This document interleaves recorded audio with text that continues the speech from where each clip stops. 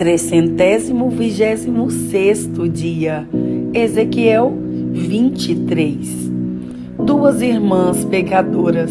O Senhor me disse o seguinte: homem mortal, era uma vez duas irmãs que moravam no Egito.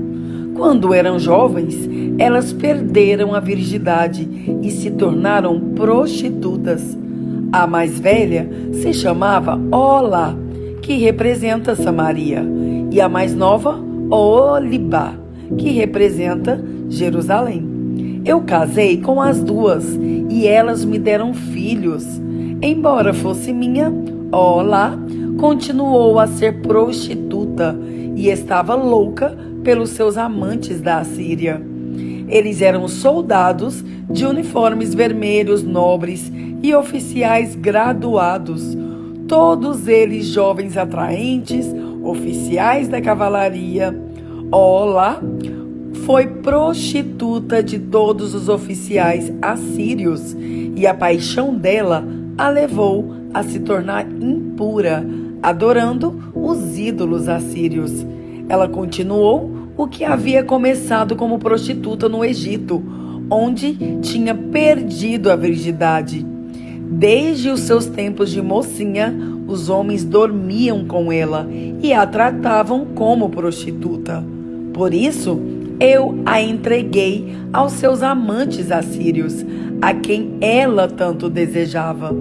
Eles a deixaram nua, prenderam os seus filhos e filhas e depois a mataram com uma espada. Em toda parte, as mulheres falavam a respeito do fim que ela teve. Apesar de ter visto isso, Oholibá se tornou uma prostituta ainda mais sem vergonha e imoral do que a irmã.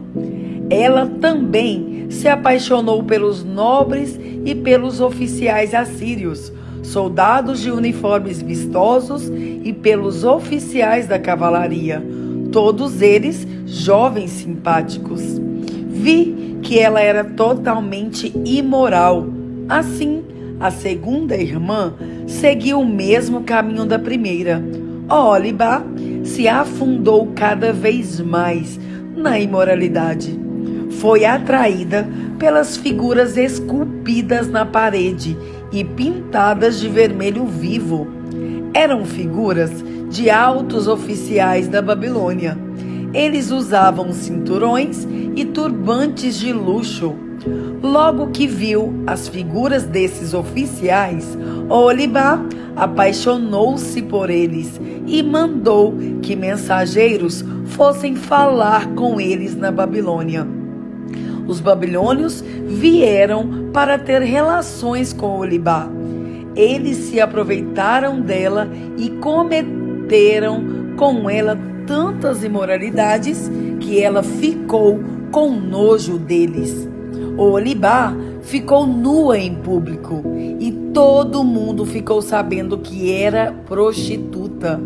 Eu fiquei revoltado contra ela, como havia ficado contra a sua irmã. Ela afundou cada vez mais na prostituição, fazendo como nos tempos de moça, quando era prostituta no Egito. Ela ficou apaixonada por homens sensuais, de membros grandes e tão fogosos no seu desejo como jumentos e cavalos.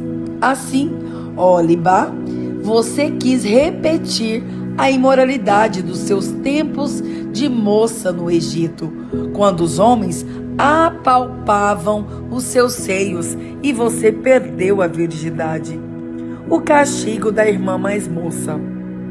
Por essa razão, eu, o Senhor Deus, estou dizendo isto a você, Oholibá. Você está enjoada desses amantes, mas eu farei com que eles fiquem com raiva de você e os trarei para que a cerquem. Vou trazer todos os babilônios e todos os caldeus da cidade de Pecode, de Soa e de Coa, e todos os assírios. Todos eles são jovens oficiais, nobres e simpáticos. Todos eles são graduados e altos oficiais da cavalaria. Do norte, eles atacarão, trazendo um grande exército com carros de guerra e carretas de mantimentos. Armados com escudos e capacetes, eles cercarão você. Eu a entregarei a eles, e eles a julgarão pelas leis deles. Deixarei que eles a tratem com ódio, pois estou irado com você. Eles cortarão o seu nariz e as suas orelhas e matarão os seus filhos. Sim, eles tirarão de você os seus filhos e filhas e os queimarão vivos. Eles arrancarão as suas roupas e tirarão as suas joias. Eu acabarei com a sua imoralidade e com a prostituição que você tem praticado desde que estava no Egito. Nunca mais você olhará para nenhum ídolo, nem pensará mais no Egito.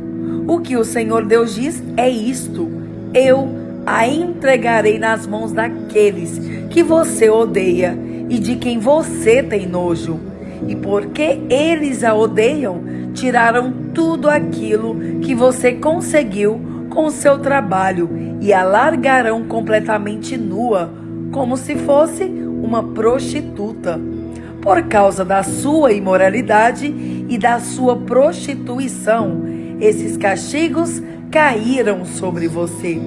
Você foi prostituta dos povos e ficou impura por causa dos ídolos deles. Você seguiu o exemplo da sua irmã, por isso castigarei você também, como castiguei a sua irmã. O Senhor Deus diz: você beberá o copo da sua irmã, que é largo e fundo. Todos vão caçoar e zombar de você. O copo está cheio. O copo da sua irmã Samaria, cheio de medo e desgraça, vai trazer para você embriaguez e dor. Você beberá até esvaziá-lo. Depois o quebrará e com os cacos rasgará os seus seios. Eu, o Senhor Deus, falei. Agora, o que o Senhor Deus está dizendo é isto: você me esqueceu e me virou as costas. Portanto, sofrerá por causa da sua imoralidade e da sua prostituição o castigo das duas irmãs. O Senhor me disse: homem mortal, você está pronto para julgar Olá e Oholibá? Então, acuse-se das coisas vergonhosas que tem feito. Elas cometeram adultério e assassinato. Cometeram adultério com ídolos e mataram filhos que geraram para mim. Elas ofereceram os meus filhos para serem mortos em sacrifício aos seus ídolos. E isso ainda não foi tudo o que fizeram. Também profanaram o meu templo e quebraram o sábado, que eu havia mandado guardar. Mataram os meus filhos como sacrifícios aos ídolos. E naquele mesmo dia vieram ao meu templo e o profanaram. Olá e Oholibá enviaram mensageiros para convidar homens de longe, e eles vieram. Elas tomaram banho, pintaram os olhos e se enfeitaram com joias.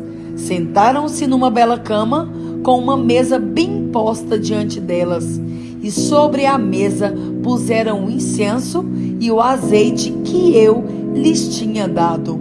Então ouviu-se o barulho de uma multidão alegre, e entrou um grupo de homens do deserto. Colocaram pulseiras nos braços das mulheres e lindas coroas nas cabeças. E eu disse a mim mesmo que eles estavam usando como prostituta uma mulher gasta pelo adultério. Muitas vezes eles voltaram a estar com essas prostitutas. Tornaram a se encontrar com Oholá e Oholibá, essas mulheres imorais. Os homens direitos vão condená-las por adultério e assassinato, porque elas adulteram e as suas mãos derramam sangue. O que o Senhor Deus diz é isto: tragam uma multidão para pôr medo nelas e roubar o que elas têm. que a multidão jogue pedras nessas duas mulheres e as ataque com espadas, mate os seus filhos e ponha fogo nas suas casas. Acabarei com a imoralidade que há no país inteiro, como um aviso para que nenhuma mulher cometa adultério como essas duas cometeram. Quanto a vocês, as duas irmãs, eu as castigarei pela sua imoralidade e pelo seu pecado de adorar ídolos. Então, vocês saberão que eu sou o Senhor Deus. Ezequiel 24. A panela enferrujada. No ano 9 do nosso cativeiro, no dia 10 do 10º mês, o Senhor me disse o seguinte: Homem mortal, escreva a data de hoje, porque é este o dia em que o rei da Babilônia está começando o cerco de Jerusalém. Conte ao meu povo rebelde esta comparação que eu, Senhor Deus, tenho dado para eles. Ponha a panela no fogo e encha com água. Coloque dentro os melhores pedaços de carne, a alcatra e o filé. Encha também a panela com os melhores pedaços de carne com osso. Pegue a carne do melhor carneiro e amontoe lenha debaixo da panela. Deixe a água ferver. Ferva os ossos e a carne. Agora, o que o Senhor Deus está dizendo é isto: ai dessa cidade dos assassinos! É como uma panela enferrujada que nunca foi lavada. Tira-se de dentro dela a carne, pedaço por pedaço, e não sobra nada. Havia crime de morte na cidade, mas o sangue não foi derramado no chão, onde o pó o poderia esconder. O sangue foi derramado sobre a rocha nua.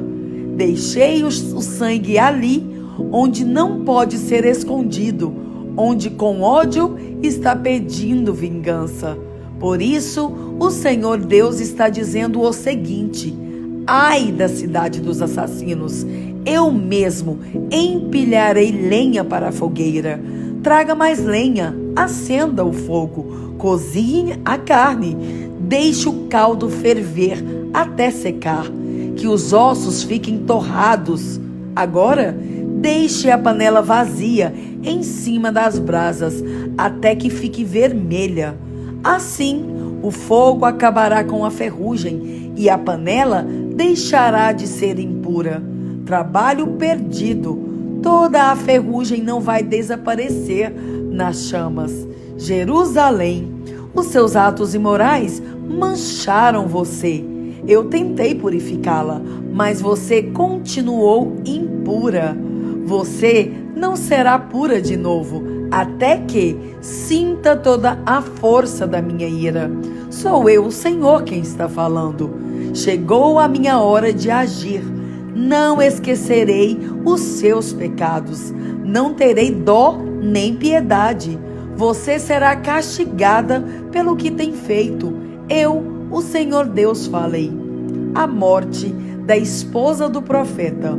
O Senhor me disse o seguinte: homem mortal, com um só gole vou levar aquela que você mais ama.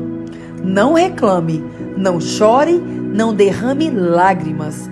Não deixe que ninguém ouça os seus gemidos.